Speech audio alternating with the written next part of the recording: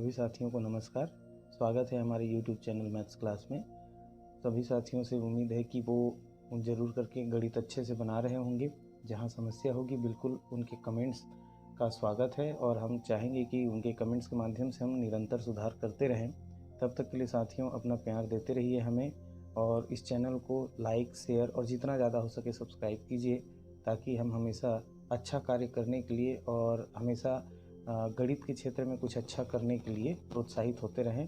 तो सभी साथियों को धन्यवाद and again like, share and subscribe. Thank you. ये आगे चलते हैं आज के गणित की ओर। इस गणित को भी आप साथियों से निवेदन है कि थोड़ा अच्छे से समझने का प्रयास कीजिए, और जहां भी लगे कि आपको एक सुझाव देना है तो बिल्कुल कमेंट कीजिएगा।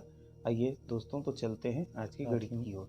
आज हम देखेंगे अध्याय 5 अनुपात एवं समानुपात से प्रश्नावली 3 के प्रश्नों को। इसमें आज हम पहला प्रश्न लेके आए हैं आपके सामने। पहला प्रश्न क्या कहा गया है, देखते हैं प्रश्न को। यदि 29 पुस्तकों का मूल्य 783 रुपये है तो 2214 रुपये में कितनी पुस्तकें मिलेंगी। तो साथियों, सबसे पहली बात तो ये कि पुस्तक आप रख लीजिए। कक्षा 10वीं छत्तीसगढ़ बोर्ड अध्याय 5 का प्रश्नावली 3 हम हल करने वाले हैं। प्रश्न मैंने पहले ही पढ़ दिया। यदि 29 पुस्तकों का मूल्य 783 रुपये है तो 2214 रुपये में कितनी पुस्तकें मिलेंगी। तो ये अनुपात समानुपात में से समानुपात संबंधी प्रश्न है। आइए इसको हल करके देखते हैं। तो साथियों, क्वेश्चन को तो हमने पढ़ लिया। देखते हैं हमने क्या किया कि पुस्तकों की संख्या को मान लिया कि वो x है। तो साथियों, क्वेश्चन में दो हिस्से हैं। पहला हिस्सा में ये बताया गया है कि 29 पुस्तकों की कीमत जो है 783 है, और हमको ज्ञात करने के लिए कहा गया है कि 2214 में कितनी पुस्तकें आएंगी। तो मैंने क्या किया है कि यहाँ पर अनुपात और समानुपात के प्रयोग से दोनों हिस्सों को आपस में एक दूसरे से जोड़ दिया है। देखिए साथियों कि एक ही प्रकार का पुस्तक है और उसके लिए यदि कीमत आपस में बराबर होंगे, जैसे कि 29 पुस्तकों के लिए यदि 783 मूल्य है, तो सपोज करते हैं कि यदि ये पुस्तकों की संख्या बढ़ती जाएगी तो कीमत भी बढ़ते जाएगा, पुस्तकों की संख्या घटती जाएगी तो कीमत भी घटते जाएगा। तो इसका मतलब ये है कि पुस्तकों की संख्या से मूल्य का रिलेशन है कि वो आपस में एक दूसरे से जुड़े हैं, अनुक्रमानुपाती हैं। तो उसी प्रकार से यहाँ भी पुस्तकों की संख्या यदि 2214 है, कहने का मतलब 783 से ये ज़्यादा है, तो निश्चित रूप से यहाँ भी क्या होगा, इसका मान इससे ज़्यादा होगा। तो कितना ज़्यादा होगा, इसीलिए हमने क्या किया कि तुलना करके एक साथ लिख दिया है कि यहाँ पर यदि इसका संख्या बढ़ेगा तो इसकी कीमतें बढ़ेंगी। मतलब यहाँ पर यदि इसका मान बढ़ेगा तो इनकी पुस्तकों की मतलब इसका जो संख्या बढ़ेगा तो पुस्तकों का मूल्य भी बढ़ेगा। तो इसीलिए हमने एक साथ इनका संबंध स्थापित कर दिया है। 29 अनुपात 783 समानुपात x अनुपात 2214 है। अब इसको हल करते हैं।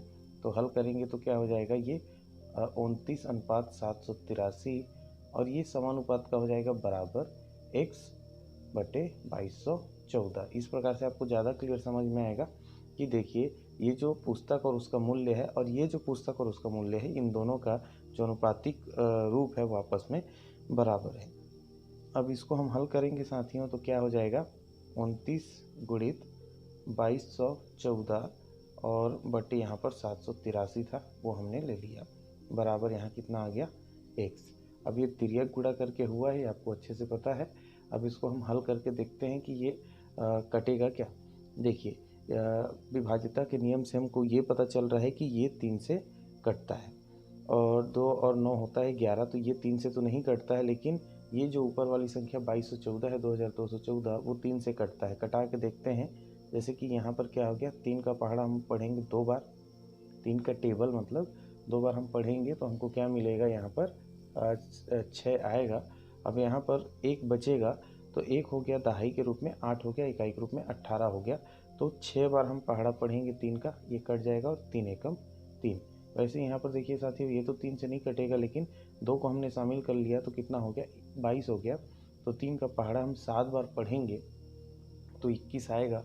यहाँ पर बचेगा 1 और यहाँ पर 1 है ऑलरेडी, तो ये दहाई के रूप में बचेगा, ये इकाई के रूप में आ गया, तो ये हो गया 11। तो फिर 3 का पहाड़ा हम कितनी बार पढ़ेंगे, 3 का पहाड़ा हम पढ़ेंगे 3 बार, तो 3 तिया 9। तो यहाँ पर कितना बचेगा साथियों, 2 और ये 4 हो गया 24, तो ये हो जाएगा 8, 738 ये हमको मिलेगा यहाँ पर। अब फिर से देखते हैं कि क्या ये, चलिए इसको मैं यहाँ पर लिख लेता हूँ थोड़ा अच्छे से कि 29 × 738 हमको ऊपर में मिल गया और नीचे मिल गया 261। देखिए क्या फिर से ये कटेगा 3 से, हाँ ये कटेगा, ये भी 3 से कटेगा, ये भी 3 से कटेगा। तो फिर से 3 से कटाते हैं। देखिए 2 तो नहीं कटता है, तो इसने 6 को शामिल करके 26 हो गया। तो यहाँ पर 3 8 24, 8 बार में ये कटता है। यहाँ पर 2 बचेगा तो 21 हो गया, 3 7 21। वैसे यहाँ पर देखिए 3 2 6, एक यहाँ पर से आएगा साथियों 13 हो गया, तो 3 चौक हो गया 12, यहाँ से एक बचेगा 3 छके 18। फिर कितना आ गया 246। क्या फिर ये 3 से कटेगा?